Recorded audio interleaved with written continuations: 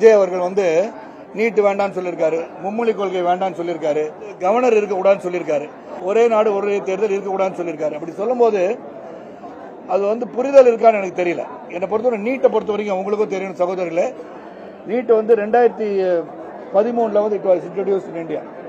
2018 தமிழ்நாட்டில் சிபிஎஸ்இ ஸ்கூலில் இருக்கிறவங்க மட்டும் எழுதல, தமிழ் பயின்று கொண்டிருக்கின்ற மாணவர் எழுதுறாங்க.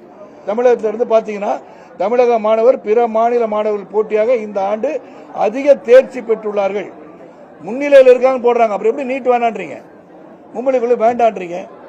ஆனா உங்க குடும்பத்தில் எல்லாம் ஹிந்தி படிச்சுக்கிறாங்க, கவர்னர் வேண்டான்னு சொல்றாரு. அப்ப நாளைக்கே நீங்க முதலமைச்சர் ஆயிட்டீங்கன்னா உங்களுக்கு ஸ்வேரிங் அண்ட் செரமனி யார் நடத்துவா? கவர்னர் நடத்தக்கூடாதா? அப்ப நீங்க கான்ஸ்டிடியூஷன் அமெண்ட்மெண்ட் கொண்டு வருவீங்களா? ஸோ என்ன சொல்றான்னு புரிஞ்சுக்கிட்டு பேசணும். ஸோ இதெல்லாம் எனக்கு ஒப்புதல் கிடையாது. ஆனால் அவர் அரசியல் பயிலுக்கு என்னோட வாழ்த்துக்கள்.